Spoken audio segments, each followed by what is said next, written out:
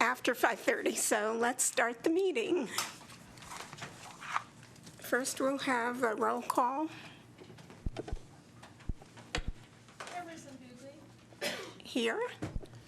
Vice Chair McBride. Present. Commissioner Abad. Present. Commissioner Cook. Commissioner Dineo. Here. Commissioner Jones. Present. Commissioner Vecchia.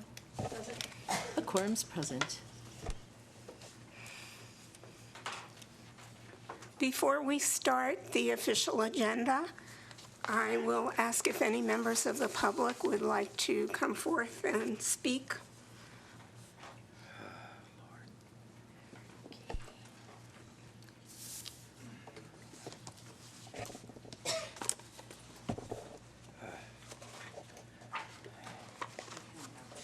I actually downloaded all of that. Because I loved it. Thank you. I'm Sharon Ross with Capital City Arts Initiative, and I'm delighted to pass out our flyers for our next exhibition that's coming in this room July 8th. We're going to hang it July 8th. It's artwork by Mike Malley, who teaches art at Carson High. The show's titled Silver State Swimmer, and it's about fish. So he's got some great pieces. So we're really excited. So just to give you a taste of upcoming events. And also I passed out the exhibition essay that we have for the new show over at the courthouse. Chris Wagner, who's newly appointed as the arts editor for Reno News and Review, wrote the essay, and we're delighted with it. So that's what CCAI is doing. An update, I saw Kyle today. He couldn't be here tonight. He asked me to give you an update on the mural that's at the corner of Curry and Ann Street. It was painted by Eric Burke, and in classic Eric style, painted it in one day. Started at 9 in the morning, finished after dark. It's a beautiful mural. I don't know if it has a title, but it's a very short wall. I think it was sort of a composition challenge, but he did a beautiful job. If you haven't stopped by, do go look. So are there any questions? Okay, thank you. Thank you, Sharon. Anybody else? Okay, next we have approval of the minutes of the May 3rd meeting. I move to approve the minutes of the May 3rd, 2016 meeting as presented. Second. Any discussion? All in favor, please signify by saying aye. Aye. Opposed? Okay, that passes.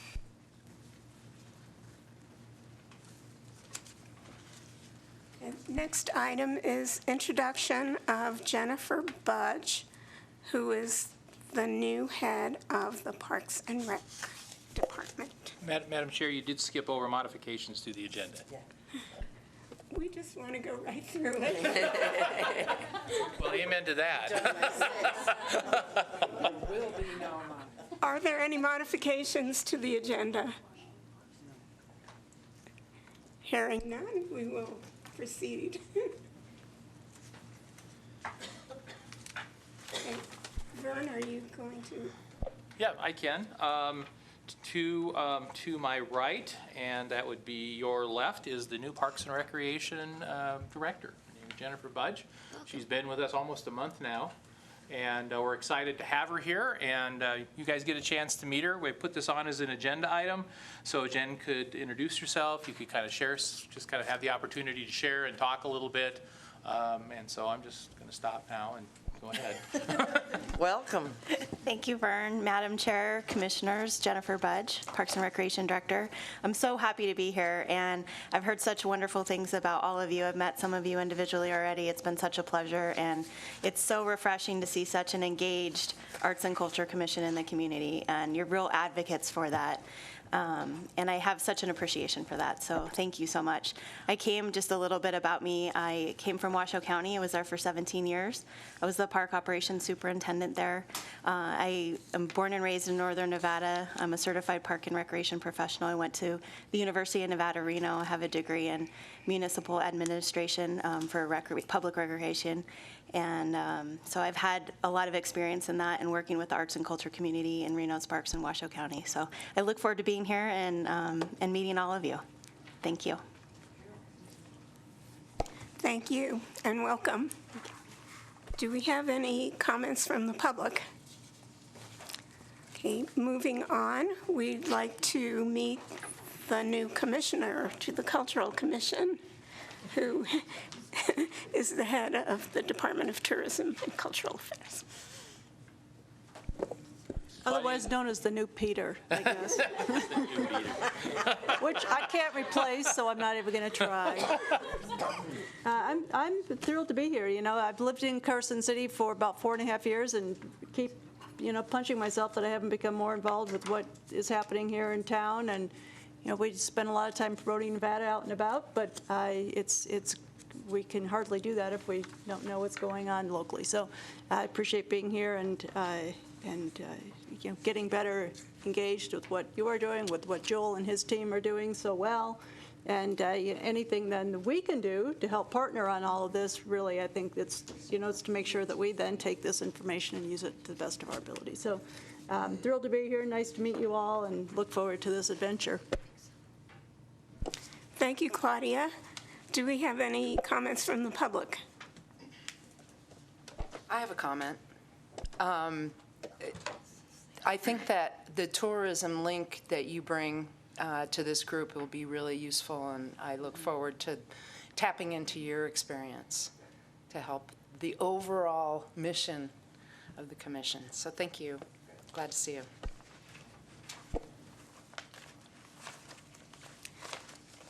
Hey, any public comments on the comment? Okay, next is item C, presentation and discussion of 2020's Gateway Entrance Arches project. Doreen? Good afternoon. I am very excited to be here. I am Doreen Mack, president of the Downtown 2020 Group. This is something that we have discussed for years in our group, and I'm really proud to introduce to you Sam Flackus and Matt Schilling, who are members of our group. They are the designer and the artists of the work that we will be presenting. I would like to point out that this is unique only to Carson City. It has nothing to do with the Reno Arch. There's different things that we can do to make this work for other areas in Carson. As far as the cupola, you will see this when they go through their design process. So I'd like to present to you Sam Flackus and Matt Schilling. Thank you. Well, good afternoon. My name is Sam Flackus. Matthew Schilling. Nice to meet you. Well, I guess we'll get started by a little bit of the backstory here. There had been talk of doing arches on the ends of the Carson Street rebuild for quite a while now. That was an idea that Doreen had really pushed for, and there were a lot of different things that were being thought about, like using the engine house stone, maybe putting fences that just kind of dive into the concrete. And there were different ideas that were floating around, and so I decided that I would put my 2 cents in and make a design of my own. Matt is my coworker. He's a welder. I'm a machinist. And a lot of times being as I'm a machinist and secondary a welder, he's just a better welder than I am. I pawn my stuff on him, and he gets it done, and he does a really good job. So I know that he's a very competent welder, and so he would be doing the iron work. Well, we've definitely put our ideas together to come up with this design as far as the scroll work, because since I'm being a blacksmith, I can do all this scroll work. And whenever I was originally introduced to the Downtown 2020 Club, I was shown somewhat of a picture of a very, what I consider, mediocre ending to the beginning and end of Carson. Now, I am a transplant, don't get me wrong, but still, I live here now, and I want it to be something nice. I want it to be something that future generations can come to love everywhere. So I was like, we can definitely do something better, and then that's why we're really standing here today. Yeah, and I think that something that people have really pushed for so long as the Carson Street rebuild, it definitely does need bookends. You know, something that is a monument, so to speak. Whether it's on one end of the street or both ends of the street, it should be something that is celebratory to our heritage and what we have here. So what I've drawn up here is my interpretation of what it would look like on 5th Street, on the corner of 5th Street and Carson Street. And I'm sure everybody in here recognizes this corner. You've noticed probably first of all that I've changed the Jack's Bar into something that can actually operate. Maybe into a brewery that can actually stay for 2 years. And it's a long shot, but you don't get to design arches without dreaming, so I went out on a limb. But what you'll notice here, and this is the same as the drawing that was put onto the agenda, what you see here is a half arch showing just a lot of the detail zoomed in, and then this is the zoomed out version. Where was I going with that? I lost my place. Stoplights. The stoplights have been built into the arch itself. The arch is the stoplight. And the height of the stoplight, in terms of, you know, the city, the state has their own specifications on what color the back face needs to be, what size the back face needs to be, what kind of LEDs go into the lights. So everything that has to do with signaling stays exactly the way it is, and you build the arch around it. The arch is the support, and that's it. The sign stays exactly where it is. All the lights stay exactly where they are. The push buttons for pedestrians stay exactly where they are, according to what's being put in now by Q&D. And I got some maps from them on what those street corners actually look like, top down, and I was able to certify, looking at it to see if there was actually enough room to do all that stuff, and I determined that right here, where these pedestals are, happens to be where there are tree planters. So we're just going to plant these pedestals right in the tree planters, and you don't have to modify the sidewalk at all. If it's something that the city wants to do, that they want to add into its part of the downtown core, all you have to do is just not plant a tree. You just wait until the funds have been secured, the contractor has been allocated, and you just save it for a later date when you can get around to it. Because nothing is going to happen until the street is done. And I've put in this Victorian filigree into the ironwork. And the intent of that is to, you know, there's a lot of talk of, a lot of times when sculptures are made, it's supposed to look like something. It's supposed to represent a Western theme, or UFOs, or trains, or lumbering, or whatever. And you see that a lot. And I decided, you know, let's make a work of art that just stands out on its own. So the, excuse me, the arch is basically growing. It's an organic element unto itself. It's growing like tree branches in a controlled state within this truss system. And I wanted them to complement the architecture of the Capitol building, which was designed by Joseph Gosling and added onto by Frederick de Longchamps. And there's an octagonal pattern that is commonplace within the Capitol grounds. I don't know if Joseph Gosling actually had a subliminal message between 8 sides or whatever, but we seem to like the octagon. So I went with the octagon. We're going to stick with the octagon.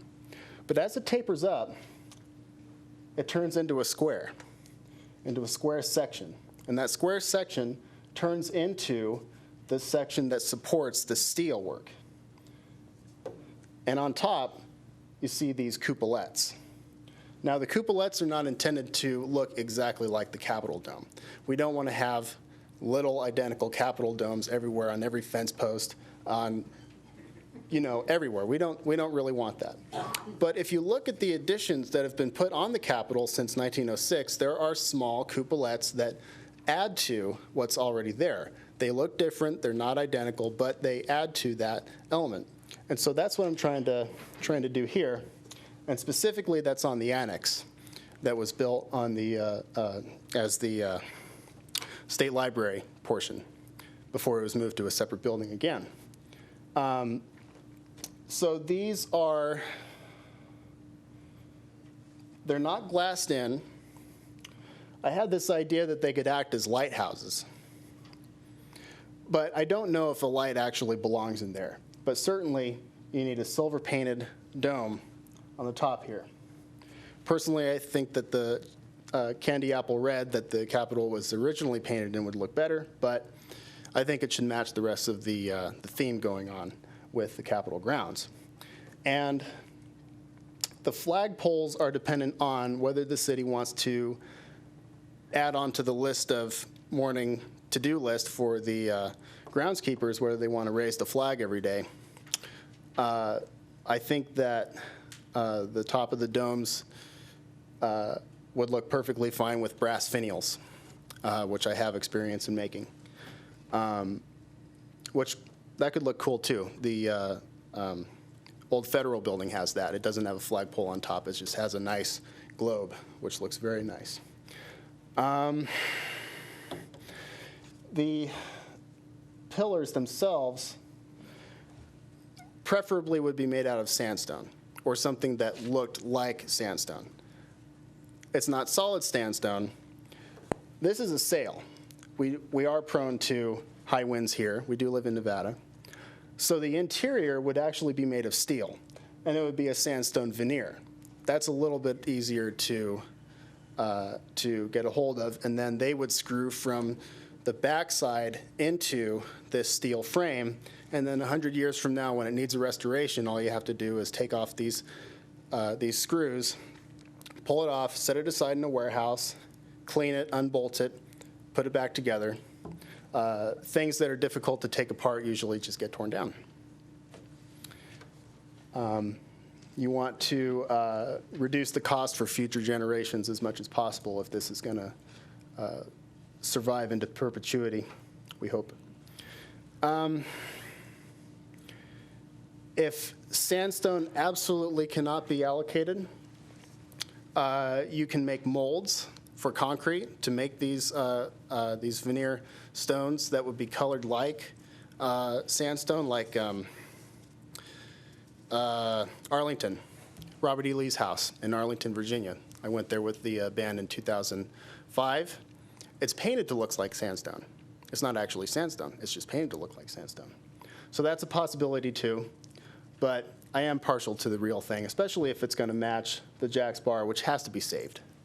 I just have to put that out there. That cool building has to be saved. Sam, can I ask you a question? Yes. Do you know that the roundhouse sandstone blocks sit in the Public Works yard? Yes.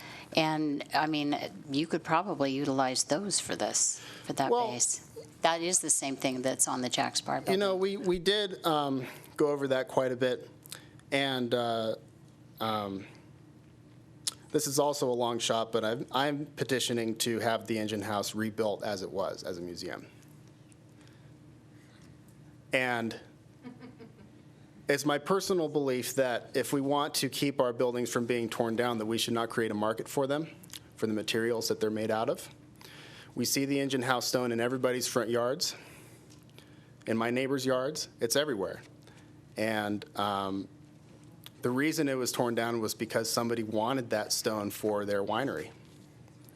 And we need to send a message that we don't want to perpetuate that, that ideology. But the Nevada State Prison is becoming a museum soon, and its quarry still has a lot of sandstone. Right across the street from here, out of the page, is the veneer on the Ormsby House. I don't think that that's unrealistic to get some more of that sandstone that didn't come off of the Oddfellows Hall or the Engine House or anything else, because it's pretty special to us. It's not just special to Nevada, it's special to Carson City. There are not many places in the world that have their buildings made out of sandstone. I mean, you only see that in places like Florence and, the architectural wonders in Europe. It's very unique here, and that's something that we should take advantage of. I think that's it for me. Do you have anything, Matt? No, I think you covered it all quite clearly. Yes. Come on up. So this is something that, as you can tell, there's been a lot of discussion that has gone into this, and Karen and I asked the same thing, because I wanted to use that sandstone from the roundhouse. But he does make sense. I believe in these men. He just totally has the passion, I believe, to start this whole thing to make it come true. But the cupola itself, and that little arch right there, the little top part of that, we had also discussed in areas that are outside of the historic district where the arch would go, which would be on William Street down to 5th Street. There's areas outside there, Adele's, the Roberts House, where we could put cupola, those little monuments outside of those buildings that let people know that they are within the historic district, that they are historic established buildings. And for those that are located in the downtown just surrounding area, I think that would be very important. So that's just something I'm just putting out there for further reference for use down the road. But did these guys do an awesome job or what? Thanks.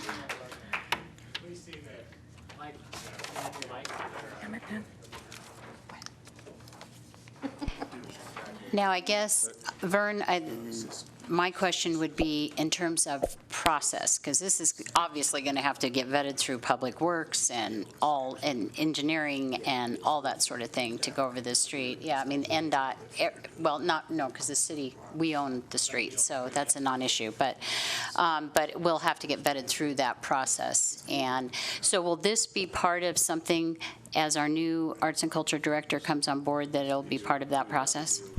I believe so. Joel and I have talked a little bit about this. Once the commission gets their best policies, practices, and procedures in place, this would be one of those things that I would see running through that process. And then we would have, as the commission knows, we'd have these little, I don't call them subcommittees because I get in trouble with the DAs, but these little working groups that that will be a part of the Public Works people, the traffic folks, and the, whoever else, and probably a couple other artists on board as a part of that makeup of that team with this project. And so, but that'll be something that the new Arts and Culture Coordinator will be handling, and it'll be done through Joel's office. But we've talked about that, and that's kind of, I believe, am I hitting where we're at? Okay. So that's kind of what our thought is, in the next, hopefully the next meeting, we'll be able to bring back the best policies and procedures. You guys can take one more last look at them, and then we go on to the board if you like them. And so by the end of the year, hopefully we'll have those things in place. So that's kind of our hope. So by the end of the year, we'll have those in place, and then some of this stuff can start getting vetted through these processes. Great, thank you, and great job, guys. And also in the future, I mean, we plan to do more, like have better renderings and actually even build a model. If everybody really likes this, then we want to build an actual model to represent this in real life rather than just having to look at it on paper. So. And this isn't finished. I think I'm going to colored pencil this in later. Smart. And fill in a little bit more of the trees and stuff later, and we can turn them into postcards or whatever to get the... Now, the funding for this, are we Yes. looking at grants? Is that what the process is going to be with regards to that? I think so. Or Okay. maybe even community support, reaching out to the community to see, Yeah. do they really want this or not? The other thing is that, when I make drawings, I draw, everything that I want it to be first, and then scale it down later. For everything that I want to do, I'm gonna assume that the taxpayers don't want to pay for every little brass finial that I want to put on it. But there are many, many, many arts and cultural grants out there. The E.L. Cord Foundation, the MacArthur Foundation. There are lots out there, and they don't sponsor works of art that sit on somebody's wall over their dining room table. They want it to be seen. They want it to be seen as an advertisement for their foundation. You know, that's why they pick those high-profile projects like that. I drew this without looking at any other arches. I didn't Google arches. I wanted, you know, I made wanted you put to the be scroll work in there. totally, no, you didn't. Yeah, there had to be, I was determined there had to be some scroll work. Yeah. It's beautiful. Well, yeah, you want it to be unique. It needs to be totally unique. You know, the San Francisco's Golden Gate Bridge would not be famous if it had been cookie cuttered out of a standard federal design for highways. It is unique to the Bay Area, and this is the same thing. When people Google gateway arches, we want this to be the first thing that pops up. Yeah. So. What are we looking at as an estimated cost? Yeah, that's my question. I don't know. Well, we could Yeah, figure. it's too Yeah, hard we to don't. guess. We're not it's going one to of- guess. It's way too hard to guess. We know how to calculate the steel. We can figure that out. We work with steel all the time where we work. We would be able to pretty accurately calculate how much space we would need for a warehouse to build it.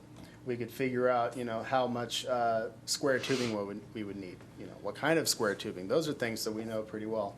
We could figure out the steel frame that goes inside the veneer.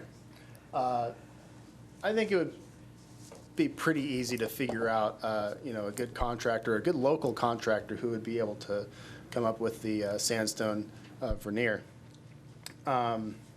The cupolettes, I think, are going to be steel.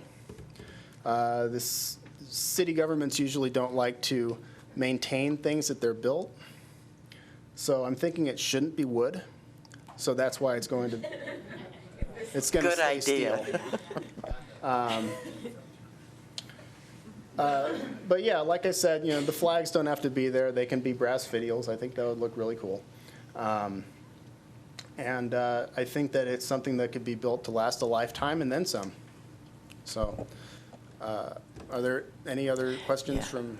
I do. Yes. Looking at a height of about 15 feet, I think about the Nevada Day Parade and Burning Man, dancing cars and trying to, you know, get through there. So What's that the might be height an in issue. comparison Well- to the other The streetlights? stoplight, I always thought the standard was 15 and a half feet. I thought that that was the standard height for anything that goes over a highway. I know that that's the height for a freeway overpass, is 15 and a half feet. And so the arch goes over that space. Okay. That line that goes from here through here, and this line that goes all the way through, that was traced right off of the pole. I just followed that line and kept it going all the way across, continued it to the other side, and then worked my way up to make the rest of the span. So I do think that there is going to be plenty of clearance.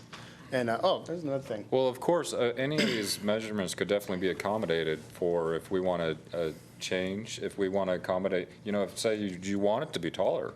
Well, that's Yeah. easy to do. We Yeah. just need to plan that before we, Anything that goes over a public roadway has to be signed off by PE. And there will be public, open forums on this. I mean, I can just see, you know, with downtown. You need to turn your mic on. And what we're hearing now, it's like, let's not have this come as a surprise just because a group says, way to go, and the city does. I think we need to get information out there. Sure. To the public so that people are informed as this is moving on. That is gorgeous. Oh, thank And you. it sure would be nice. Okay. I'd love to have the public know about this. That's definitely Yeah, something. none of this is proprietary. Anybody who wants a copy of it, just give me your email address and I'll just give you the file. I think the process in the arts plan includes a lot of public input. Yeah, good. Yeah. Good. Yeah, and if I could just, as a newbie, this is a very nice design, but if I was somebody from an arts foundation looking at this, you need a proposal, you need to have a full business kind of plan around this, how much it's going to cost, Yeah. what the benefits are. I mean, we really have to build this out. So this is a nice start, but I'm sure everybody, I Well, mean, yeah, we're this just, is the first conversation we're having about Is it? Okay. We're putting our feet in the water. That's what got we're it, doing, okay. You know. So that we need to do some solid Yeah. paperwork and Yeah, planning and that can cost come. I mean, we estimates. wanted to just put it out there what we have, see if people are interested, which, you know, I'm happy to see that there is. And then we just go from there. I mean, you guys run the show here, so Let me just say, this was just to get the approval of the board, so we knew we had a starting point. So that's what we're here for, is for that. And then we can proceed forward on the rest of it to get them the detailed plans that is required. Oh, sorry. Okay. Now, There's no formal. now I had no a vote today. I had a question. Now, right at Telegraph Street, we have the banners that go across Carson Street that advertise various stuff. Yes. Would those flagpoles be strong enough to possibly hold another banner? I would definitely say yes, yeah, for sure. You know, for You various want- you mean downtown it- events. But But do where you would want you to try put to it put a on top? banner across the Yeah. top Above of? Yeah, to go across from where the flagpoles are. No. Well, I don't know, personally, it would be strong enough, yes, would it be, yeah, for sure, but. visually, it just seems like a little much. Yeah. Yeah. You don't want to, That stands you don't alone. want to cloud. That'd be really high up there, so. Yeah, who's going to climb up there and attach the bungee cords? Yes, we're going to make you bungee cord the banner up there. In high winds. Yeah, so I'm a little concerned about the Nevada Day Parade. There are some really tall Certainly. floats. For sure. And a freestanding light, they can steer around that. Okay. You know, Microphone, we'll do please. we'll do some more, like visual inspections. We'll do a walk down the road, you know, and like, Yeah. seriously, I'd take a little laser measure and figure out exactly what are the floats, right? Because everything that's there now, they're already going under. So as long as we make sure The power that we are. lines, they can barely, some of them barely clear the power So lines. that's Yeah. like the kind of stuff that we'll check though. So we know if that the floats now are already clearing those obstacles, then they'll definitely be able to Okay. clear. We'll accommodate for that to Okay. make sure that this is. And Because that's, you know, Yeah, oh, Carson we're- City's signature Yes, thing. yes, you will yes. have a Nevada Day parade. I know. It's like, oh, there's there's no Halloween. It's No, Nevada Day. I Just know, Nevada Day in exactly. costumes. Jennifer, did you have a comment? I just had a quick point of clarification. This is a presentation and discussion only, so there's no action on this item today. That is correct. I just wanted to make sure that we're all on the same page with that. And these are all very valuable questions, and I think as this went forward in the planning process and that group that would be formed, that Supervisor talked about, we can work through all these details and obviously the engineering and the height and the requirements and everybody's ideas for design. So it's a great discussion, but I think it's something that, it's a good start, but we can definitely work through that, later on, too. And finally, have you been to Willits? Have you seen their gateway? It reminds me of that. Yeah, Willits, California? California. Yeah, No. they have something similar, but just one. Yeah. They don't have bookend ones. Well, I was in Provo, Utah, a couple months ago, and they have arches. But most arches are a couple of sticks in the ground with a banner that just goes across, pretty standard, which most towns are okay with. Yeah, you should look up the Willits one. It's also steel with filigree Okay. stuff. All the scroll work. Yeah, okay. I love it. Worst case scenario on the height, it's intended that all of this bolts together. During construction, it would be, the pylons would go in, columns, pylons, lighthouses, whatever. They would be built first, make sure that they're in place, and then later on, after those are in place, the big truck comes in and brings in the span, and that would bolt in between. It's possible that we can make it so that it just comes right out again for Nevada Day Parade. That's a lot of work. It'd be a lot. Well, the Nevada Day Parade goes on no matter what. I understand, but we can accommodate for the clearance. We definitely could, we can make it tall accommodate enough. for the clearance, yes. No worries, we can definitely make it tall enough. All of this will come up in the future discussions. Yeah, Vern, did you have comment? No, I'm good. I just was, I think it's, yeah, I think we're at the end, I think. So I'm going to not say anything. Well, I think, I've seen some pretty solemn faces in this room for the last year or so. They're all happy faces in this room. So it was a good opening shot. Okay. Thanks. Gentlemen. Thank you. Good. Anything else? Any other questions, Well, concerns? Does the public, any comments from the public about this? Hey, Gloria. Gloria's coming. Was wonderful. I just wanted to say, I'm a member of the 2020 group too, and I'm a nurse, and I just went back to work part-time. Would you mind putting your name on the record, please? My name is Gloria Dyla. I just went back to work so I can help fund this kind of thing, because I'm so excited about their plans and what they're willing to do. These kids have been wonderful.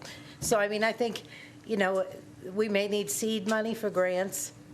We may need matching money for grants, and I think that the members of our group are willing to do some part of it, try and raise some of the extra funding if necessary. Thank you.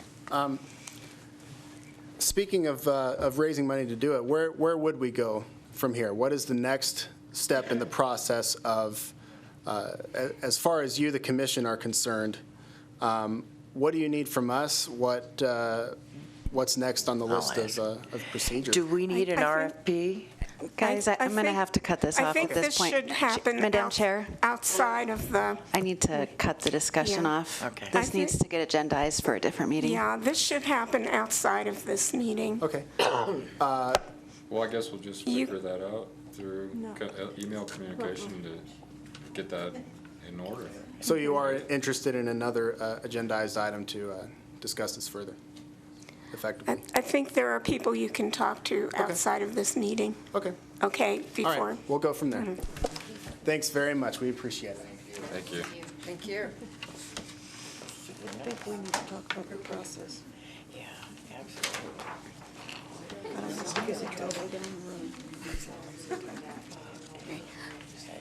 Any other comments before we move on?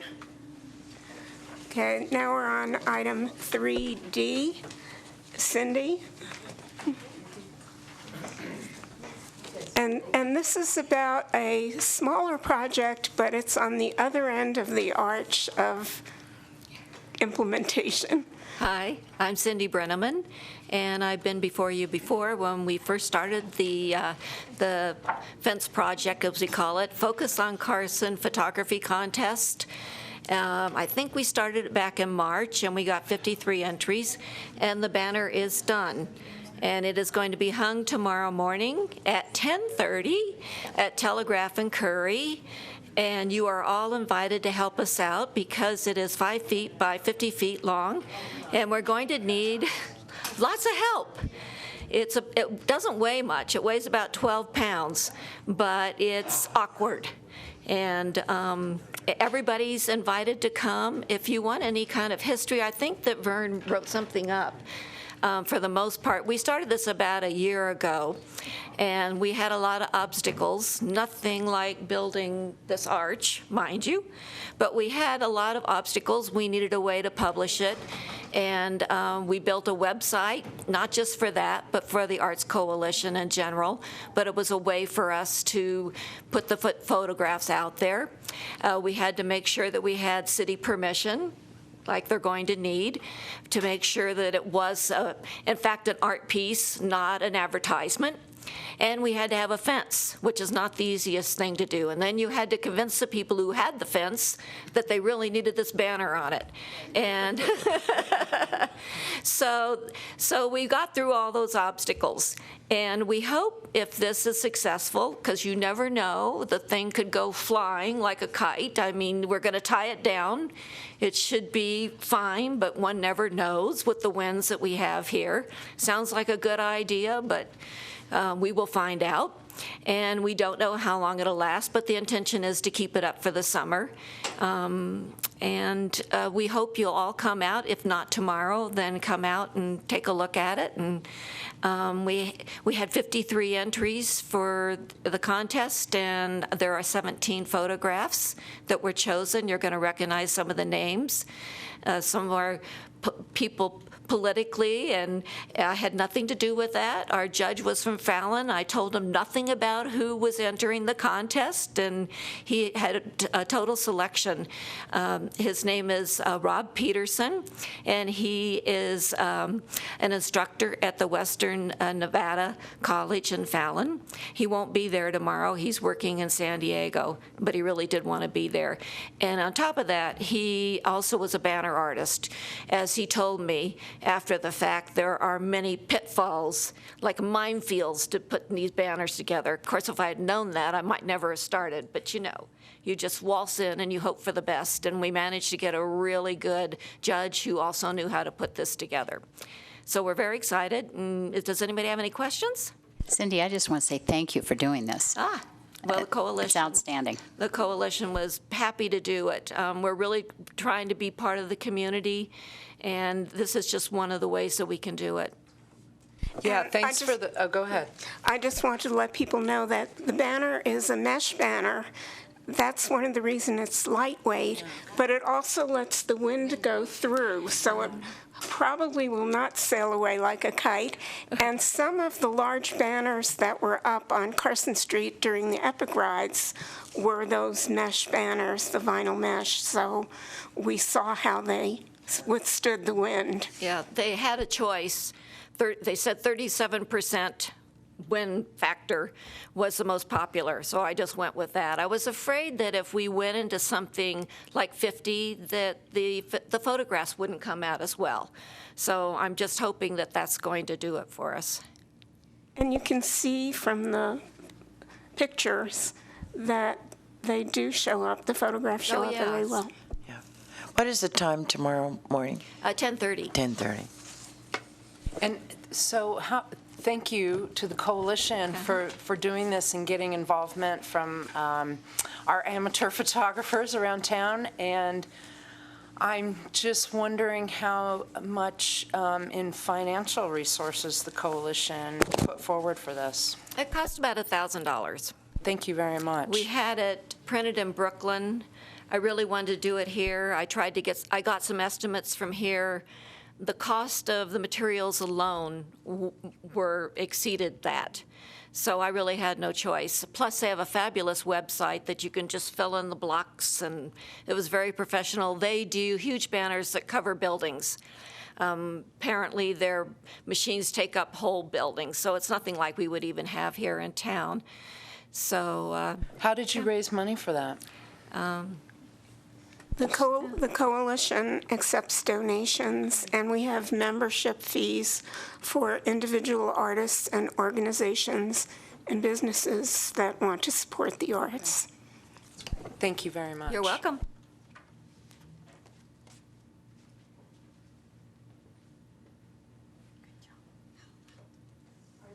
Are there any comments from the commissioners or the public?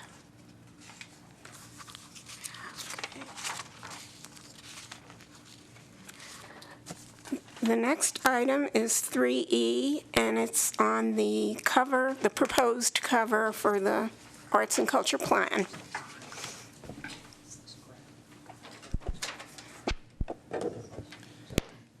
Thank you. For the record, Joel Dunn, Executive Director of the Carson City Visitors Bureau. To be honest with you, I don't provide a whole lot of creative, artistic input with my creative team. I know that I had offered our services in designing the cover for the master plan through the implementation. From here, I know that Vern worked directly with Tara Burke, my artist, so if I'm going to go ahead and turn it over to, unless there's any questions of me, and it's certainly in draft form and can be changed at any time. We do it all in-house, so. And that's what we're here tonight. As Joel mentioned, it was one of those things that Joel and I were just kind of chatting. I don't exactly know where this was, but you know, after the adoption of the master plan by the Board of Supervisors, I got looking at the Parks and Rec master plan, and I got looking at the Trails master plan, and they have nice, wonderful graphics on the cover. And I thought, well, you know, if we just say arts and culture on a white sheet of paper, that's pretty boring for an arts and culture master plan. So, you know, Joel and I got talking about that, and I don't know, it just the light bulb came on, and we said, well, why don't we use Tara to come up with some ideas? And so we were throwing around different ideas, and a lot of times it's just easier to get out of the way when you're dealing with artists because they can do something far better than what you can do sometimes. So we kind of gave Tara a little bit of guidance, not a whole lot, and boom, this is what we got back. A few of you had a chance to look and provide input on it. And so what we're bringing tonight is I'm considering it the final draft, but as Joel said, if you don't care for it, you know, we can certainly try again.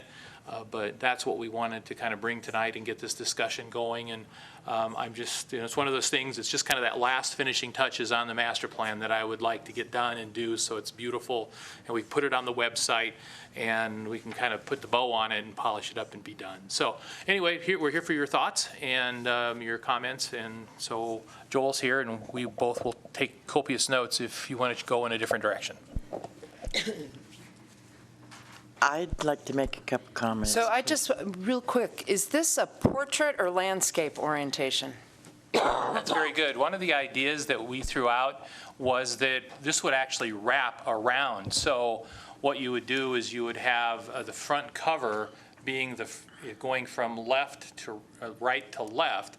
So on the front cover, you would have the first three columns would be your 8.5 by 11 is what, because that's what your master plan is. Your master plan is 8.5 by 11, and then the back cover would have the last panel on it. So it would kind of wrap around. It's kind of a little crazy idea we had, but so that last column on the right would actually be on the last page of the document. It would be the back cover, if you will. So that was kind of the crazy idea we had. And then it leaves room for some credits or something. Yeah, you could certainly do anything on the back that you wanted to do. My thought was we can. There's nothing that says we can't. I just hadn't gotten that far in the process. Like the commission logo, maybe. Yeah, I like them on the front, to be honest, but that's up to you guys. Because we had the, let me get in here a little closer. Because we want to acknowledge not only the city, but the Nevada Arts Council, thank you, and the Cultural Commission logo. So anyway, those would be on the front cover as we're talking about it, but we can put them on anywhere you want. They're fine on the front. Why is the NEA, the National Endowment for the Arts, is that because of the circuit rider? No, I can explain that also. The Arts Council gets part of its funds from the NEA, and so we're supposed to acknowledge them when we get Arts Council funds. I figured. Is that correct, Claudia? That is correct. I just wanted to say I really like, I think it looks great. The mammoth. It doesn't scream arts and culture to me. Could we find? I know, but it's already been used in so many other places. But could we get, I don't know, some local dancers or something a little bit more arty than the mammoth? And to me, I mean, it's dark. To me, it's dark, and I studied Native American history and love it, but we got an awful lot represented here. Where are the kids? Where's the music? We see backs of people, but we want to encourage people that it's very active in Carson. So I would think that we need to have kids doing things that is artistic. I don't know if it's boys and girls or what, but That's my only immediate reaction to this, is that it's dark and it needs kids, flowers, life.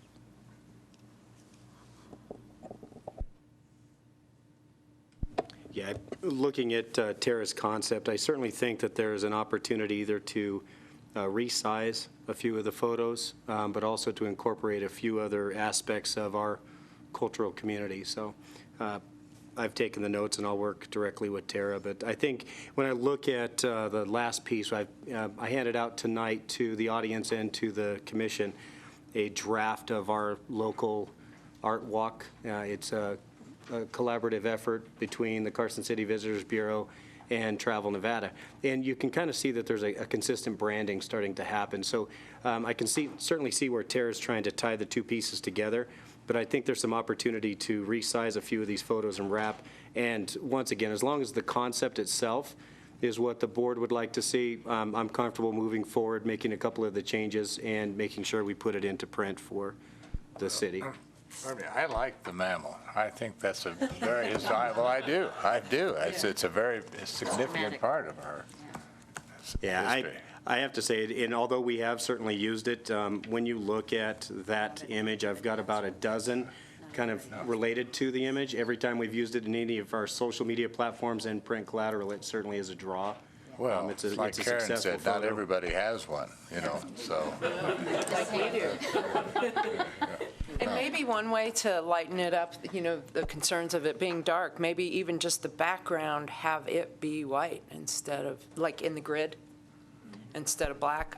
I think it looks pretty slick. Yeah, I do too. But if I like it's too black. dark, then maybe just try a white background for an option. I like the black because it reminds me of something like a granny Afghan where you have different colors with a black. Yeah, and hopefully I can ease your concern. When you look at the photos, you're printing on a low-quality paper, low-res photos as a draft. These, when I print it onto a gloss stock, they're going to pop. They'll look great. You'll see the high-res of each one of the photos.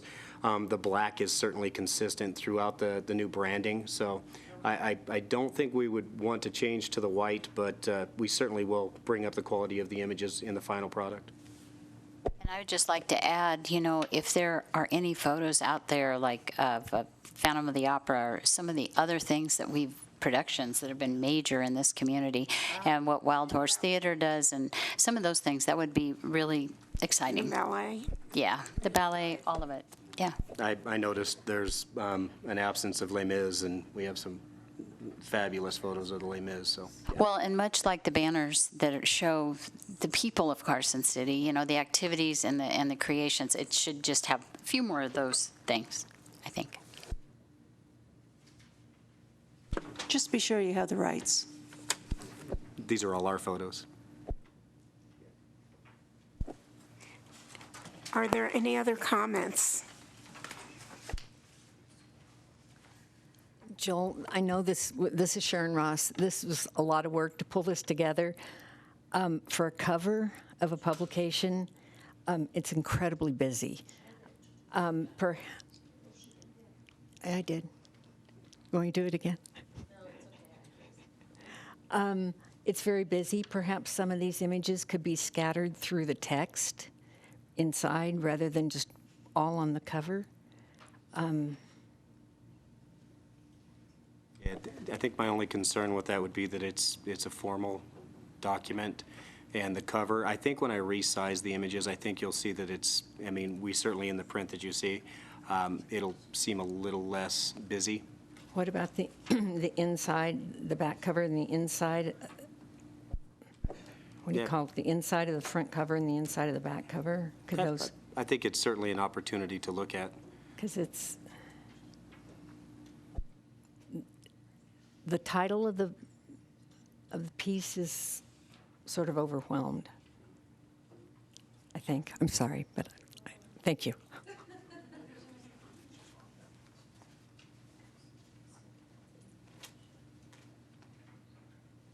Is there any other public comment? I'd like a motion now for. I move that the front cover page of graphic for the Arts and Culture Master Plan go back to the Visitors Bureau for the revisions as discussed. Second. Any discussion? Okay, all in favor, please say aye. Aye. Opposed? Thank you.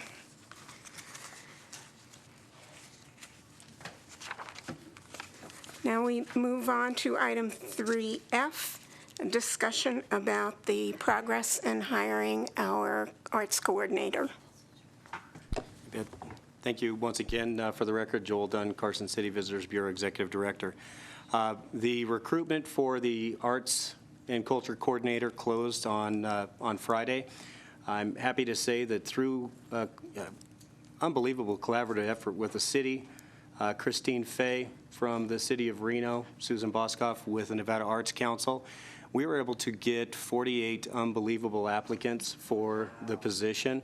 And I know there was some concern at the beginning. When I put together with a panel, with HR, with the city, looking at sister cities, we put together a pretty detailed list of duties, responsibilities, minimum qualifications for the position, knowing that they're going to wear several hats. And there was concern that we wouldn't get qualified applicants or any applicants at all. I can say we got just the opposite. We had applications from all over the United States, as far as always Australia. I think one of the difficult parts was a lot of our local applicants didn't either meet the minimum qualifications. There are a few, and some didn't float to the top of the list. Where we're at in the process now is I've actually have that same group and the panel that we've put together for the interviews. They're going to be looking at the applications, identifying whether the line of qualification stops at, say, 6 to 8 of the top applicants. We're going to go ahead and fly them in. I want to bring them in, go through a paneled interview. Because that panel will have, it's encompassed not only from 2 members of the commission, but also from the Visitors Bureau Board as the funding mechanism. We don't have the opportunity to add another member to the panel. That obviously will violate open meeting laws, and with that, I want every one of these applicants to go through a public opportunity. We will have a day where we do the paneled interviews. They will tour our community, look at all of the blank canvases that we see throughout our community, but also do a 15 to 30-minute presentation that will be open to the public. And I think that will allow everyone an opportunity to do the meet and greet and see exactly what these candidates bring to our community. I'm ecstatic. This is going to be a great opportunity. And looking at the applications, I've had a chance to review them through the process. We have most of every identifiable skill set we were trying to find. We have applicants from some of the largest granting foundations for public art, grant administrators. We have directors of CCVBs. We have directors of cultural art programs in some of the communities that have gone through some pretty phenomenal renaissance of arts themselves, and it's exactly what we had hoped for. So I'll keep you apprised of the process. Once again, the interviews and that public format will more than likely take place somewhere around the 2nd to 3rd week. I'm working with a couple of scheduling conflicts. I want to make sure that Christine Fay will continue to be a part of the process through the interview panel. One of the concerns is if we do hire somebody from outside of the area, I need to make sure that they can become immersed in the Northern Nevada art scene. And Christine has offered her services to that, and I certainly have no problem contracting her in if that's where we end up going. But once again, there's some fabulous applicants from our own area, and some of those might float to the top. So I look forward to continuing to report on it. I can answer any questions. I wondered if it would be best to have somebody that understands Northern Nevada and the culture here, but maybe having fresh outside eyes working in tandem with all of us insiders, so to speak, would really be the best fit. I'm just throwing that out there because I've been musing over what would be better, a person that really knows the local scene or somebody from outside. One of the things the interview panel will be able to keep in mind is in having all of those different identifiable skill sets, we have some resources internally through our interlocal agreement with the city. The Visitors Bureau has awarded the opportunity to use the grant writer that's currently employed through the city. The process that we kind of touched on a little bit in a discussion-only item earlier, we're going to be defining that actually through another project that I'll actually bring up during public discussion. But we have the opportunity of having a contract writer. We will have the city to handle the RFPs and RFQs. The permitting process, all of that, we have resources if that's not necessarily the top identifiable skill set with the candidate that we choose. That being said, we certainly as a community need to have somebody that can turn $200,000 into $2 million in a short time. So that's something that I'm definitely going to keep at the top of my list.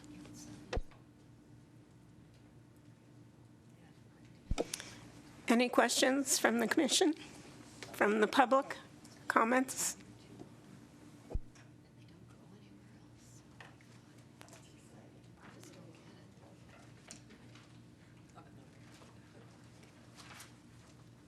Item 3G is to schedule a tour of the Stewart Indian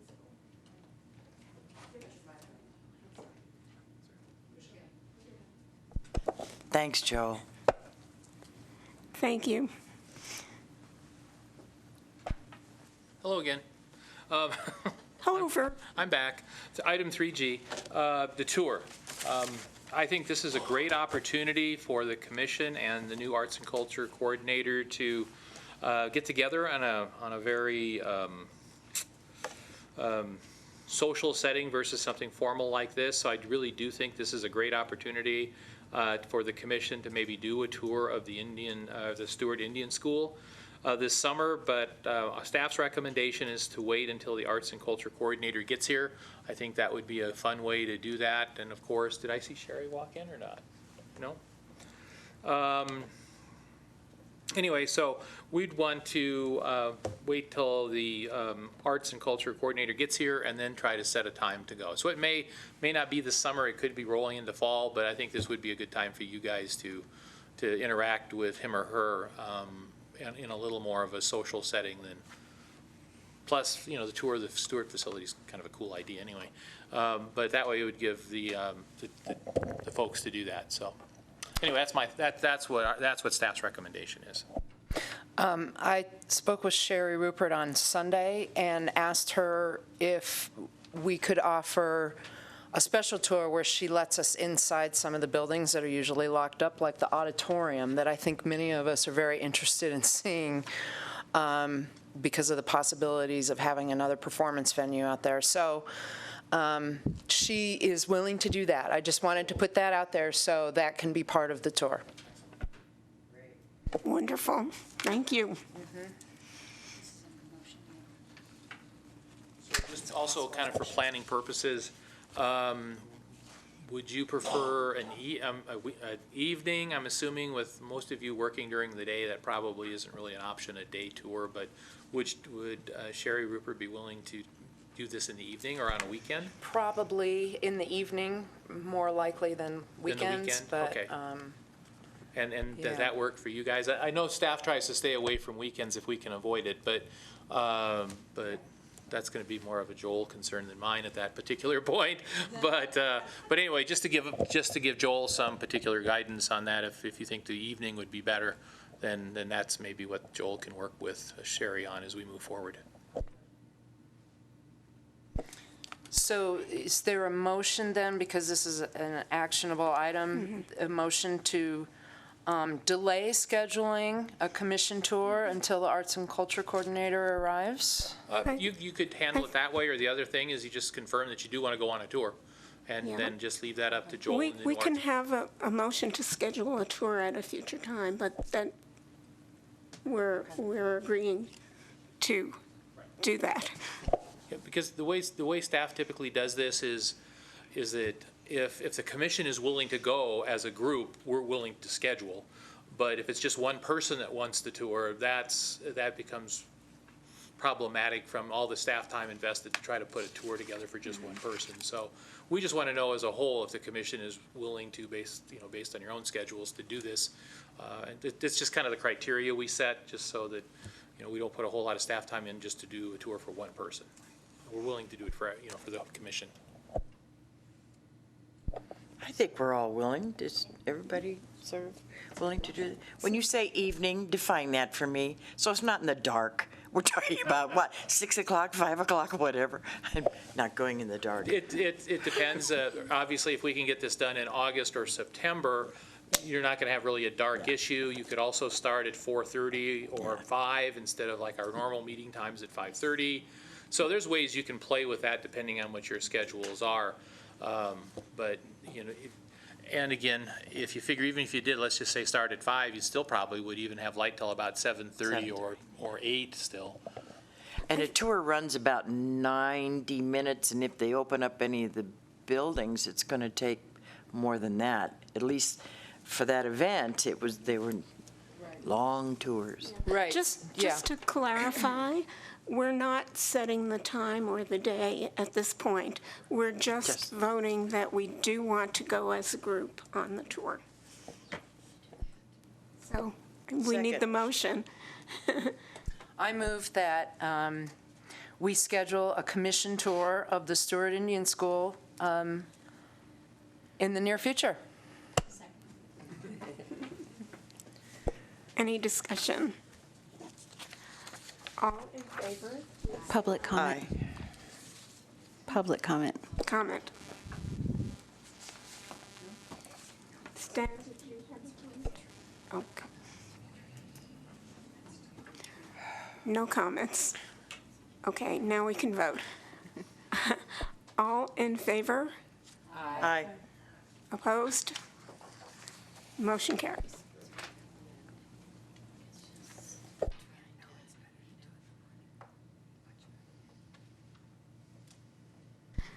We're up to item 4 on the agenda. It is updates, staff updates first. Yeah, let me give you a little update on that. As the commission will recall, at our special meeting back in May, the commission recommended to the Redevelopment Authority an allocation of $24,000 broken up between the Mile High Jazz Band for 7, the CCAI for $5,500, and the BAC for $5,500 as well, and then for the powwow for 6. Now, unfortunately, I was not able to attend that when this information was presented to the Redevelopment Authority. Unfortunately, I was not able to make it that day. I thought Lee did a nice job. I did happen to go back and just through the video process, I went back and kind of spent about a half hour looking at that agenda item, so I'm fairly fresh with that. But Supervisor Abowd was there, and I thought defended your honor admirably. Unfortunately, she did not win the day. The event, basically, the majority of the board felt that since it wasn't in the redevelopment district exactly, that they did not want to fund it. Now, the way it worked was that... You're talking about the powwow. I'm talking about the powwow, Yeah. excuse me. So, yes, that, for clarification, that is correct. You guys were perfectly within your rights to recommend that $6,000 because NRS allows us to be adjacent to the redevelopment district if it can be shown that it's going to benefit the redevelopment district. So anyway, I'm going to maybe turn this over to Karen. I didn't talk to you about this, but I'm going to turn this over to you since you were actually up there fighting for it, and you can kind of explain it in more detail. So maybe I'll just stop now. Okay.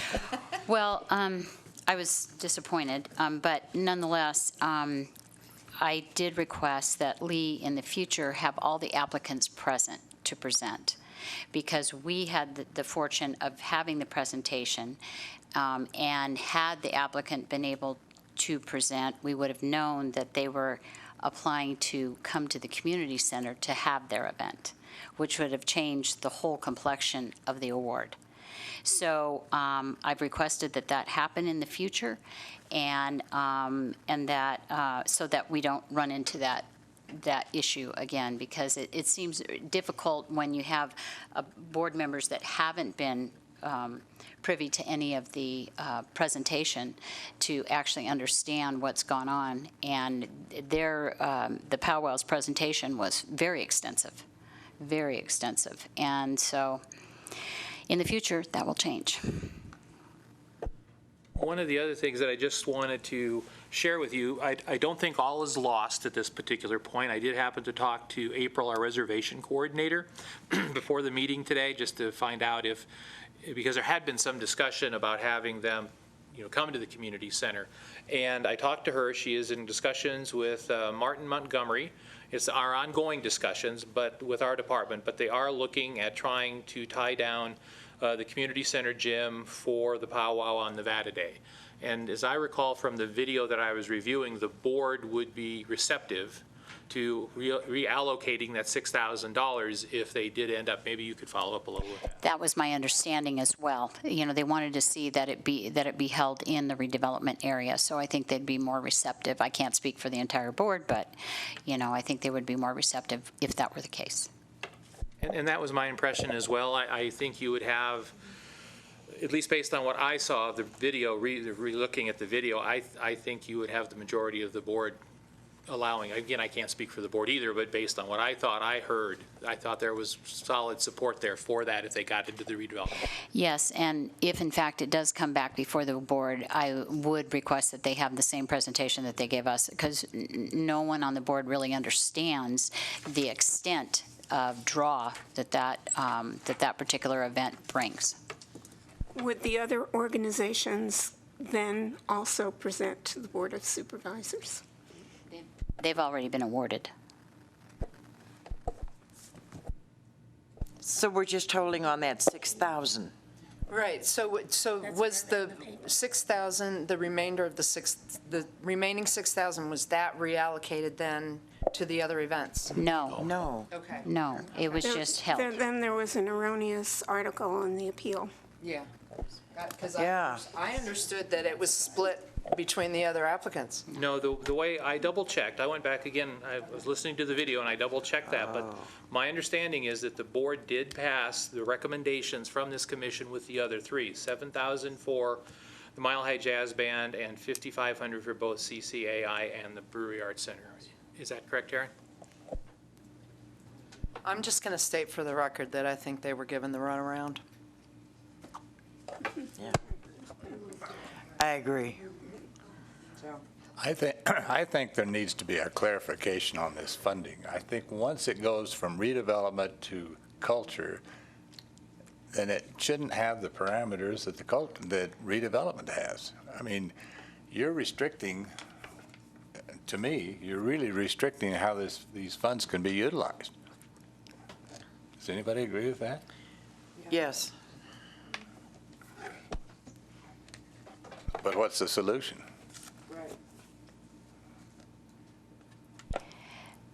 Perhaps this needs to be an agendized item with the RAC or redevelopment and with the Cultural Commission so we can work through those issues. I think that might be the best way to deal with this.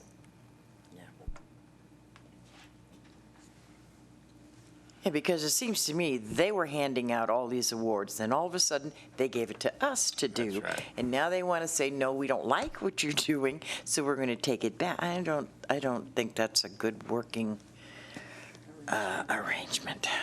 Well, my question, well, I guess, if they weren't eligible for the redevelopment funds to begin with, then wouldn't they have been told that at the beginning? I think they that we should have need been to told take that. Supervisor Abad's recommendation, put it on it next.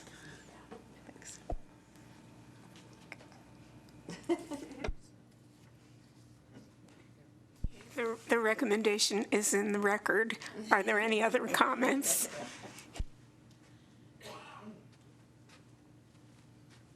Stand here now. For the record, once again, Joel Dunn, Carson City Visitors Bureau Executive Director. Just wanted to make sure that you are aware that after Martin Montgomery and the Washington Tribe made their presentation in front of the commission, we are starting communication for the event as the Visitors Bureau. So if the funding does not become available or allocated through this process, we're going to offer that all of our graphic services will create a social media platform, some website design at no cost for the event. We certainly feel that there's a lot of opportunity to market the event and bring the attendance up.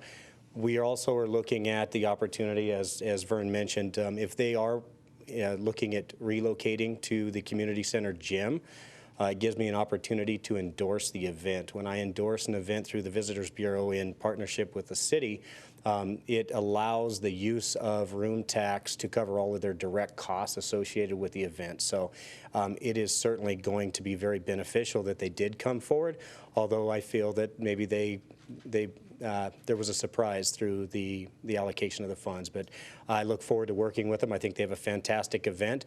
It's no different than any of the other events we work with that drives heads and beds and drives a lot of daytime spending to our community. I look forward to working with them.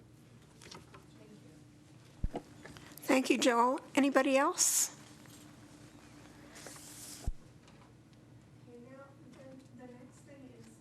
The next item is members' announcements. I'll start for the Greenhouse Project. July 14th, the Concert Under the Stars, Tower of Power. Tickets are at carsоncitygreenhouse.org only. The Adele's only has a few random one-ofs left.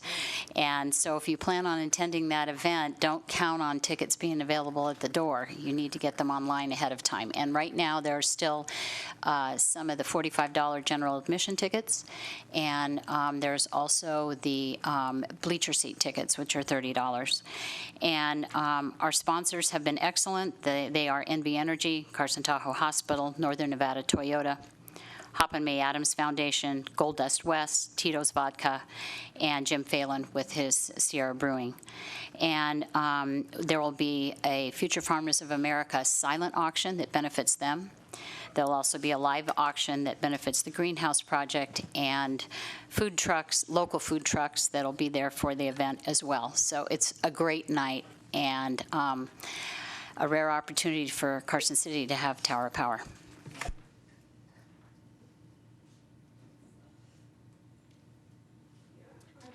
Are there any comments about that update?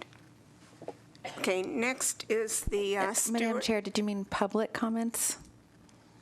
Were you asking for public comment? Public comments. Okay. Thank you. Next is update on the Cultural Center at Stewart. Right, so we had the fundraiser event on May 21st. It was a Saturday night, the weekend before Memorial Day, and I believe there were 160 in attendance. And so it was a great success for our inaugural event out there under the auspices of the Stewart Indian School Preservation Alliance.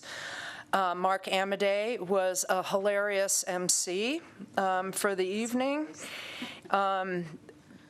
Governor Sandoval just couldn't be more supportive, and as well as the mayor. They all had personal stories of playing basketball out at Stewart, and they all pointed out their high school banners. All the regional high school banners are still up in that gym. So they all, made note of their schools, and then how their schools were just completely creamed out at Stewart by those incredible athletes out there. But everyone really learned a lot by doing the tour and going into the buildings, and a lot of people don't know about the Indian boarding school system, and so lots and lots of people got educated that night, and the dinner was provided by Fandango Casino, and as far as I know, everybody had a good time. Yeah, it was a lot of fun. Thank you. Are there any public comments about that event? Next is the Arts Coalition, and we already had a presentation about that. There is one other project that's a little bit stalled, and that is to paint the utility boxes, a few of the utility boxes in Carson City the way other cities have done, including Reno and Las Vegas. And we're running into some snags in getting permissions. And we understand that certain types of paint have to be used and certain colors have to be avoided because of heat generation. But we still are working on that problem. Fallon, I did a little project in Fallon last week, and Fallon even has painted utility boxes. We can outdo Fallon. I mean, wonderful, Fallon. It may just be having to get to the right person. So, but the fence project is our main report for today. Are there any comments from the public?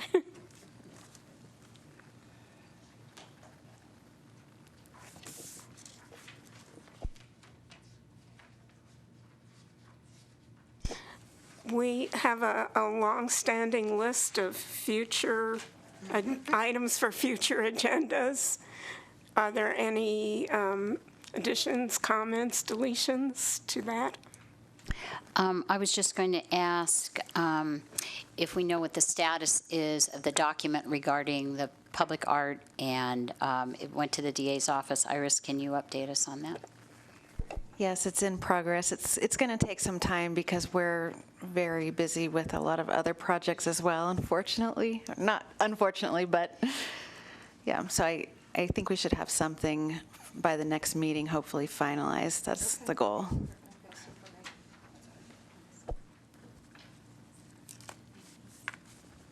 Any others? For future agenda. Yes.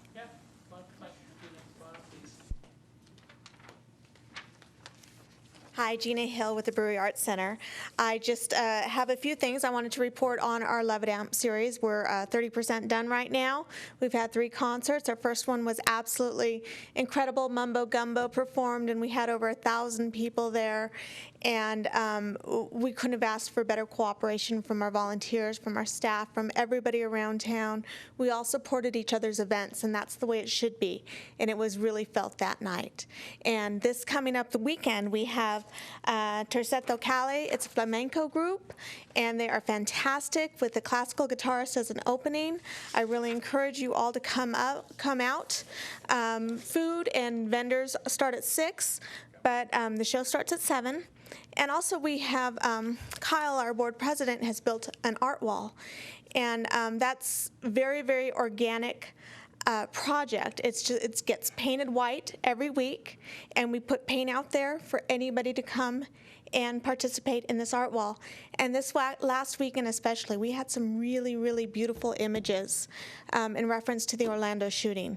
And I just want to emphasize how important that is, and that art really does heal. And I would encourage you all to come see it before it gets painted white on Thursday. Thank you. No. Gina? Oh.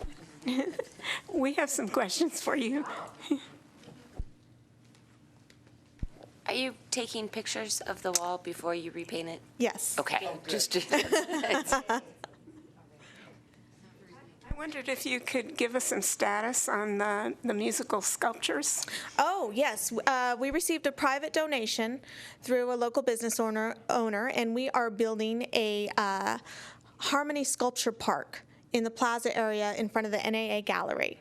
And that will include big industrial-sized musical sculptures that the public can come and play at any time. I've talked to Ellie and David about coming in and composing some music on it and having performances, and we're going to have school groups out there to be able to do it. Right now, we only got enough funding for 3 pieces, but it is public art.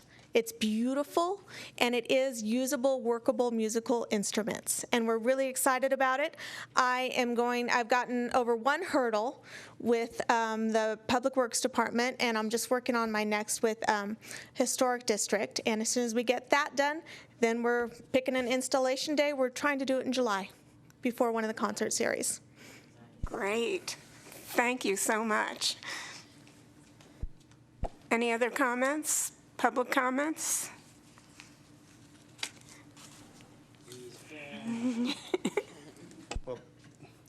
I think we're still on future agenda items. I want to make sure that after tonight's meeting that the public knows that any future agenda items that's requested for the commission, they can filter through the Visitors Bureau, jdunn@visitcarsoncity.com. And once we hire that arts and culture coordinator, we'll make sure that the community knows how to filter those future agenda items. Thank you. Thank you, Joel. Last chance for public comments. Can we have a motion?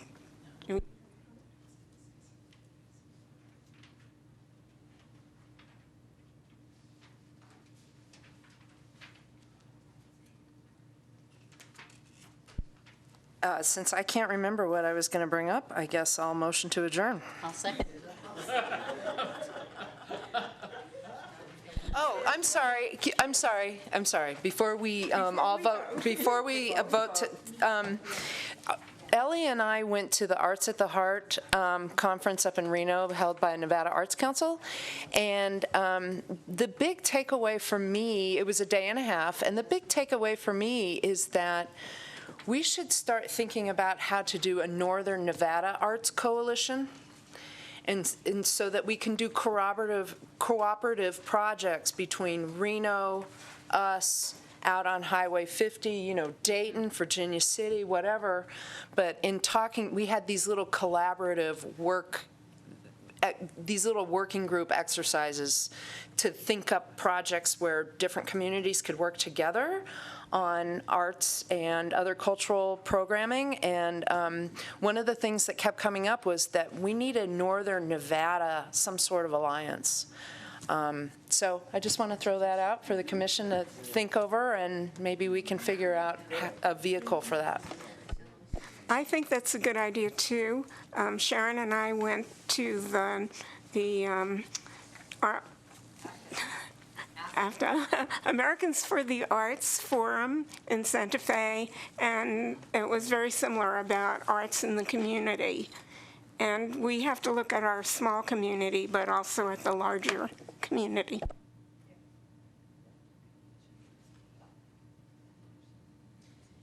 And one last thing. So, Joel, your art walk brochure, you want input from us just individually if we have any, or how do we give you that? For the record, Joel Dunn, Carson City Visitors Bureau. What I've presented tonight is a draft form of the art walk brochure. If I'd like to go to press, and going to press means I walk about 20 steps to the back room, but I would like to print 2,000 to 3,000 of these and start the distribution next week. And if not, possibly this weekend. So if you have any changes or suggested changes. Guys, I'm going to have to reel it in because we're getting outside the scope of what we're supposed to be doing. Okay, so, no problem. Thanks. So just a draft form. So, Iris, when is an appropriate time to ask him when we should give him feedback during this meeting? Well, technically, during public comment, there should be no discussion, no questions from you guys. So we would probably need to put it on the agenda. But we can individually give our comments to Joel after the meeting adjourns. Yes, because he wasn't on the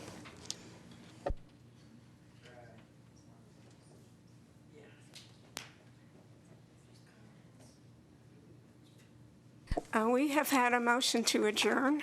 Second. We have had a second. Is there any discussion about that?